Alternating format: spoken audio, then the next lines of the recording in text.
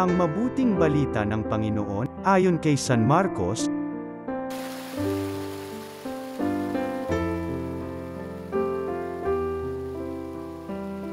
Noong panahong yun, bumalik kay Jesus ang mga apostol at iniulat ang lahat ng kanilang naisagawa at naituro.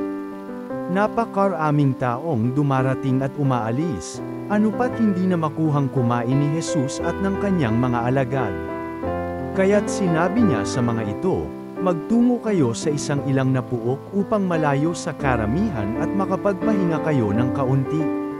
Umalis silang lulan ng bangka, at nagpunta nga sa isang ilang na dako.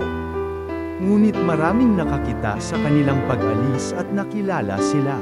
Kaya't mula sa lahat ng bayan, ang mga tao'y patakbong tumungo sa dakong pupuntahan ni Jesus at nauna pang dumating doon kaysa kanila. Paglunsad ni Jesus, nakita niya ang napakaraming tao, nahabag siya sa kanila sapagkat para silang mga tupang walang pastol. At sila'y tinuruan niya ng maraming bagay.